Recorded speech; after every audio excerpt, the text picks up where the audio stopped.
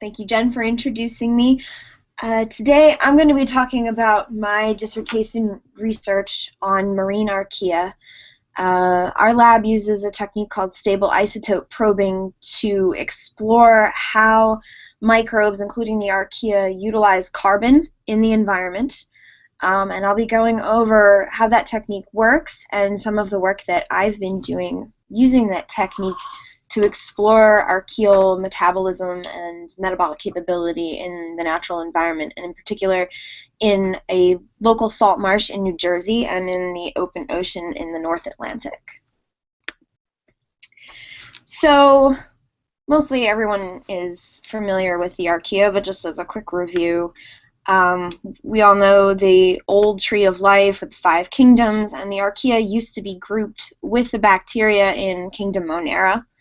But thanks to Carl Woese's pioneering work over several decades using 16S ribosomal DNA, we now know that the archaea are about as related to the bacteria as we are. They are their own separate domain.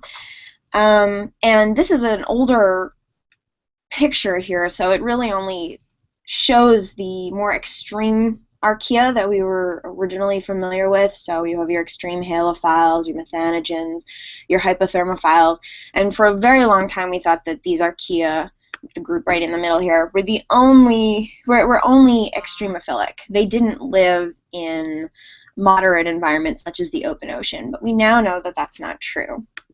We've found them out in the open ocean and in soils, in sponges, in Arctic environments. Just about anywhere where you might find bacteria, you'll probably find archaea.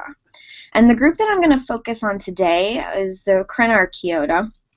So just to kind of give you a little bit of a sense of where we're at, you've got your acidophiles up here at the top in this tree, and then over here we have our thermophiles, methanogens down here in the Euryarchaeota, and right smack in the middle, nestled into the thermophiles, are these crenarchaeota. And they really separate into 2 main groups that I'm going to talk about today. It's marine group 1, also called the thaumarchaeota, which includes the ammonia oxidizing archaea. And then down here, the miscellaneous crenarchaeal group, the MCGs. And the name really is indicative of exactly how much we know about them, which is very, very little. They're miscellaneous because they all group together and we don't really know what they do. So, since we've discovered these archaea in marine environments, and they are very difficult to culture, a huge question surrounding them is what exactly are they doing in the environment? And there's a lot of work showing multiple possibilities for their metabolism. There's evidence that they're heterotrophs, that they utilize organic carbon. There's also a wealth of evidence showing that they're ammonia oxidizers, and several ammonia oxidizing archaea have been successfully cultured in the lab. Because there is this evidence of ammonia oxidation, there's a lot of focus on chemoautotrophy in the literature right now, because ammonia oxidation is usually linked to converting inorganic carbon to organic carbon. But there's also a good amount of work in the literature right now that suggests that there may be mixotrophs, that they combine heterotrophy and autotrophy, and that they'll do both or one or the other depending on the conditions. And there was actually a recent paper looking at 2 cultured ammonia oxidizers that shows that they are obligate mixotrophs, that they do need a source of organic carbon at least some of the time. So what we can conclude from this body of research is that the crenarchaeotal role in the ecosystem is still very poorly understood. We really don't have a firm grasp on their metabolic capabilities yet, and beyond that, we also don't know what exactly their relationship is with the bacteria. Depending on what their role is in the environment, are they competing with the bacteria? Do they have a symbiotic relationship with the bacteria? Do they ignore each other? It's something that we still really need to get our head around. So one technique that I feel will be very useful in answering this question is stable isotope probing. And for those of you who are unfamiliar with the technique, essentially what you do is you provide a substrate to your environmental sample that has been labeled with heavy non-radioactive carbon, so 13C, or you can also use 15N. So you can also trace nitrogen. Whoever takes up this heavy carbon is going to incorporate it into their DNA and produce DNA that now has this heavy label. That DNA can then be separated from the rest of the DNA in the pool, and you can tease out who is actively taking up this carbon substrate versus who is just present. In our lab, we also add a carrier to the separation gradient so that we can visualize a nice thick band of 13C DNA. This carrier is usually belongs to another domain separate from the one that we're trying to look at. So if I want to know who among the archaea is active, I'll use E. coli carrier, for example, so that when we go to amplify this DNA, it won't amplify it. It will just be there to visualize the band. You can also add 12C labeled substrate as a control, and then when you go to separate your bands and you pull that bottom band, nothing in the bottom band should amp because it only has carrier and there was no 13C labeled substrate available to be taken up and incorporated into the environmental DNA. Then once you've amplified these bands, you can sort of visualize who's taking up what and who's dormant using a technique like TRIFLIP or DGGE, which I'll get into momentarily. So the first study that we did using this technique, we did in a local salt marsh,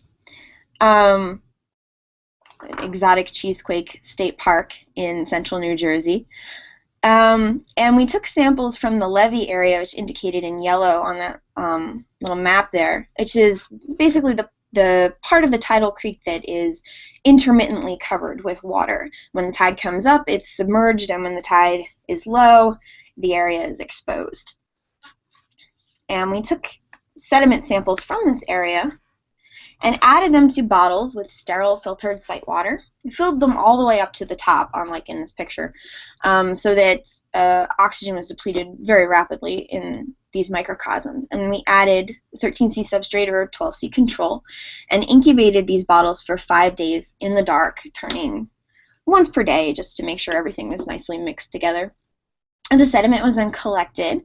DNA was extracted from the sediment and then purified on a cesium chloride gradient. So we have our total population in the blue band up at the top, and indicated in the red at the bottom is our active population in the 13C band. These bands were then amplified, and then we used TRIFLIP to visualize the active OTUs and the present OTUs in the sample. So the way TRIFLIP works, for those of you who are not familiar, it stands for Terminal Restriction Fragment Length Polymorphism. And how it works is you extract the DNA from your community, you amplify that DNA using 16S ribosomal primers, and the forward primer is fluorescently labeled. So those amplicons are then digested with a restriction enzyme. We usually use MNL1. And that creates fragments that are fluorescently labeled on the 5' end. These fragments can then be separated by size in a gel or a capillary, and then the fluorescence is measured and it creates a series of peaks, each peak representing a different OTU. The height of the peak is equivalent to the brightness of the band as it separates on a gel, and that's roughly equivalent to the number of fragments of that size. So that gives you a rough idea of how much of that OTU, how many members of that OTU are present in the community. However, just because OTUs are all members of, or are all found under one peak, doesn't necessarily mean they're members of the same species. Sometimes you can have two species that both have the an MNL1 cut site at the same location. And so often you will find, depending on the enzyme you're using, you might find 2 or 3 OTUs when you go to make a clonal library that fall under the same peak. But it gives you kind of a general idea of who pops up when, provided a certain substrate or over a certain time frame. So this is what a TRIFLIP profile looks like when it comes out. Up at the top we have our control. that was fed a 12C substrate. So the blue represents the total population. That would be our top band in the cesium chloride gradient, our 12C band. The red represents the bottom band, which in this case would have only had carrier because no 13C substrate was added to the bottle. And it's a nice flat line, so this indicates that our controls are nice and clean. There's no amplification of that bottom band. There's no incorporation in that bottom band. The two profiles below, the one in the middle represents a microcosm that was fed 30 micromolar sodium acetate, and the one at the very bottom represents a microcosm that was fed 150 micromolar sodium acetate. So there's a 5-fold difference in substrate between the middle and the bottom. And as you can see here, the middle profile has a lot of peaks popping up at this low concentration. But at the higher concentrations, and this kind of held for all of the substrates that we tried, we didn't really see as many peaks, but we did see a very strong signal from certain key players. And so if we take a look here, this kind of pulls together all of our triflip results for all of the different substrates that we used at different concentrations. As you can see on the left here, we had simple organics such as acetate, glycine, and urea, and then more complex mixtures like lipids and isogrow, which is a complex growth medium that's labeled with 13C. And just as you saw on the previous slide, at lower concentrations you do see a lot more peaks, but they tend to be very small. So you have all of these little OTUs kind of popping up given a low concentration of substrate. At higher concentrations of substrate, you see these key players with a very, very strong signal pop up, but there are very few of them, and they tend to dominate the entire microcosm. And these were, oh wait, hold on. So we wanted to know, from seeing all of this activity pop up after feeding all of these different organic carbon substrates, if it was possible that the bacteria were incorporating this 13C substrate, producing 13C labeled CO2, and then the archaea were taking up the 13C labeled CO2 and making their own organics from it. Since there was so much in the literature suggesting that crenarchaea were primarily autotrophic, we wanted to be sure that what we were seeing was true heterotrophy. So we repeated the experiment, and this time we just used 13C labeled urea and 13C labeled bicarbonate. And what you're looking at is just the gel of amplifying the top bands and the bottom bands from those microcosms. So in this lane here, we have no amendment and nothing amplified in the bottom band, as would be expected. In this lane, we had added 12C urea to the microcosm, and again, no amplification in the bottom band. Controls are still clean. This is a microcosm that was amended with 13C urea, and as you can see, we had a nice strong signal. So the archaea in that bottle were incorporating 13C urea into their DNA. This lane is amplification from a bottle that was fed 12C bicarbonate. Again, no signal, nice and clean. And here's our 13C bicarbonate bottle, and as you can see, there's no band. So we could not detect any autotrophy or any uptake of 13C labeled bicarbonate in this environment over this period of time. So we're fairly confident that the signal that we're seeing is heterotrophy. It is the uptake of organic carbon. And down at the bottom you can see the triflet profile from that 13C bicarbonate bottle, and again, nice flat line at the bottom, and then your active community, or your present community, in blue. So we did clone some of these active peaks, and what we found were about an even split. There's 14 unique clones that we were able to isolate, and 7 of them were from marine group 1, or the Thaumarchaeota, and 7 were from the miscellaneous crenarchaeal group, specifically group 6, or subgroup 6, and subgroup 8. And you can see down at the bottom, N. maritimus in the marine group 1, that's one of the AOAs, that are the ammonia oxidizing archaea that has been isolated and cultured in the lab. The thermophiles are on there just as kind of a reference. We didn't find any thermophiles in the salt marsh. And also on this figure, the dark circles next to some of these OTUs represent isolates from other salt marsh samples from the NCBI database. And the open circles represent isolates from the deep biosphere. So it's very interesting that we found a number of OTUs in the salt marsh that did branch somewhat closely to MCGs and MG1s that have been isolated and found in the deep biosphere. So what I'm about to show you now, do we want to pause for questions first? Let's pause for questions first before I move on. Yeah, and so does anyone have questions for Lauren? Either in the Hangout or on Twitter, please tweet to microseminar or use the hashtag. So Laura, I think, spoke up. I'm curious how long the tiers of fragments are that we're using to classify these organisms when you clone them. I could only hear about half of that because of the echo. I'm sorry.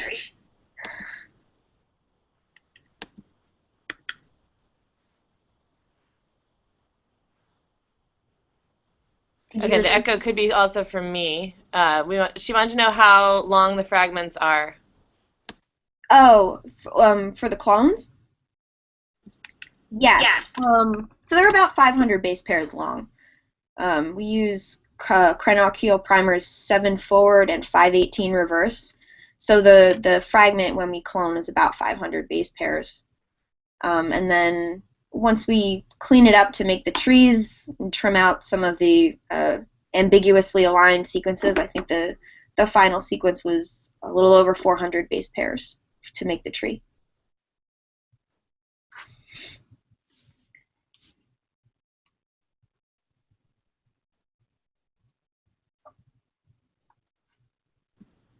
All right, why don't we keep going?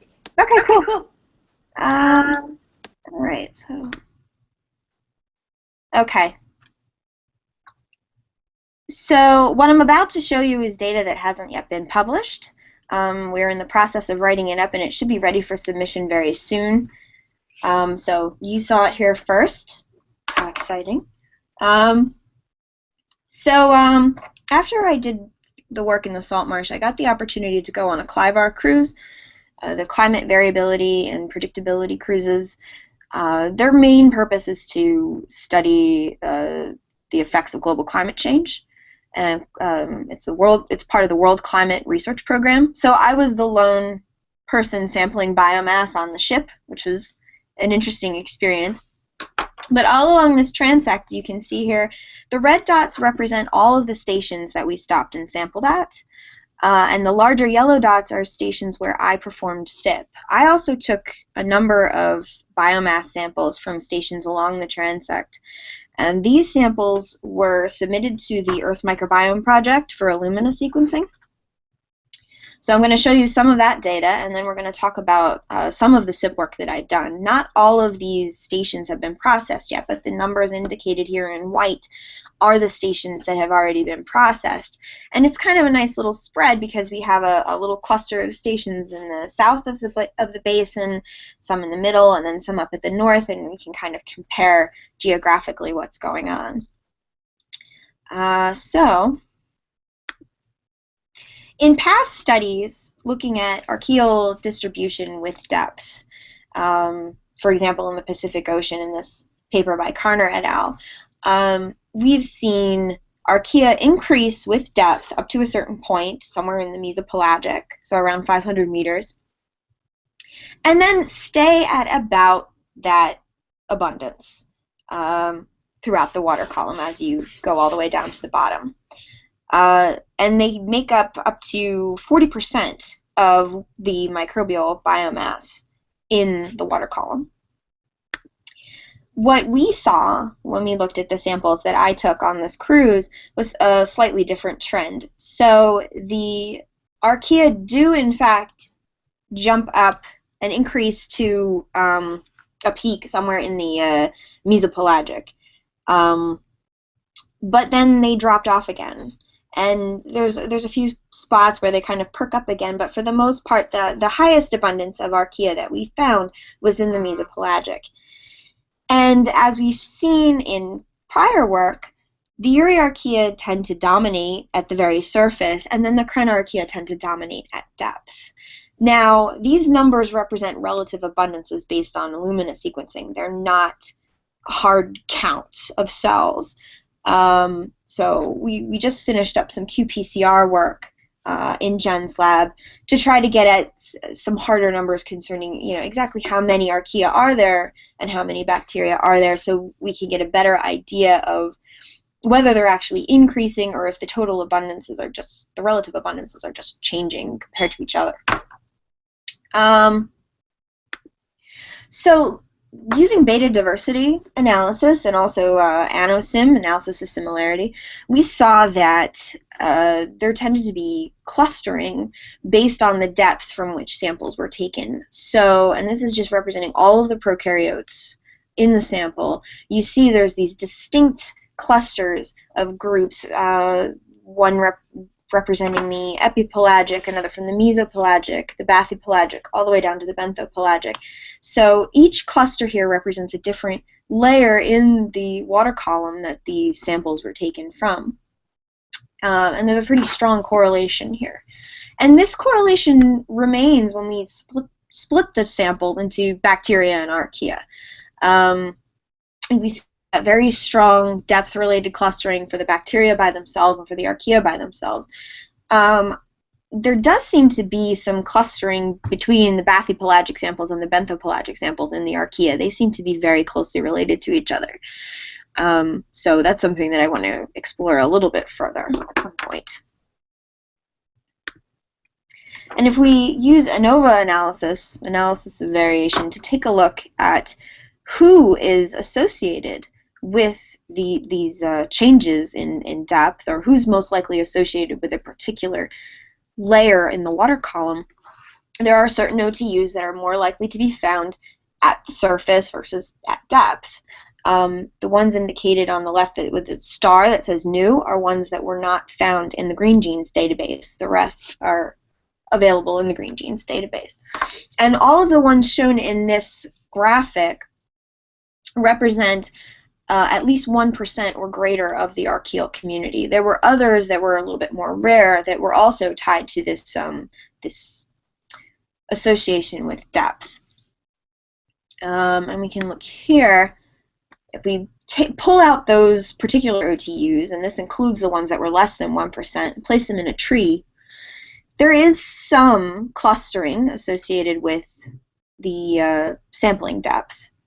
For example, there's a bunch of mesopelagic samples over here in the MG1s in the upper right that all kind of clustered together, but it's not really a hard and fast kind of scenario here. There's some mixing. So an OTU that's very likely to be found in the bathypelagic might cluster very closely to one that's more likely to be found higher in the water column in the mesopelagic. And you'll see there's some OTUs here indicated with stars. Those OTUs were also very closely correlated to oxygen concentration, which is interesting because every time I sampled from the mesopelagic, I sampled approximately at the local O2 minimum. So this clustering based on depth and the clustering based on oxygen may be very closely related to each other. It's not strict. But because that local O2 minimum existed in the mesopelagic, then that clustering based on depth may also have a relationship to clustering based on oxygen concentration. So there was a pretty strong correlation for the archaea with O2, and most of the OTUs associated with that correlation were either thaumarchaea, such as the one that we already have cultured, and maritimus, and some members of marine group 2, which is a Euryarchaeota. And this correlation also held for the bacteria as well. So oxygen does seem to be a very strong driver of beta diversity in the ocean, and certainly the correlation with O2 was much stronger than the beta diversity correlation with, say, phosphate or nitrate, which are the nutrients that we usually think about when we think about who's driving what's going on in the water column. It's usually abundance of nitrate or abundance of phosphate. So this is basically a summary of the SIP work that we've done so far. And I've separated into the southern stations, which is 30 and 33, the ones in the middle, which is 45 and 48, and the stations in the north, which is station 60 and station 63. We tested so far uptake of sodium acetate, uptake of urea, and uptake of bicarbonate. Unfortunately, we were a little limited on the amount of bicarbonate that we had available at sea, and so we weren't able to test bicarbonate uptake in the bathypelagic. But we were able to take a look at it in the epipelagic and the mesopelagic. And what we found, interestingly enough, is that there doesn't appear to be any OT autotrophic. Certainly many of them are mixotrophic, and at certain depths, certain locations, they will take up one over the other, inorganic carbon or organic carbon. But at many locations and depths, they would take up both. And any OTU that appeared to be strict in one location would take up bicarbonate at another location. For example, if it only took up urea in one, it would take up bicarbonate at another. There were a handful of OTUs, some of the rarer members, who appear to be strictly heterotrophic, like 195 or 158. These were smaller peaks that didn't always show up in every sample.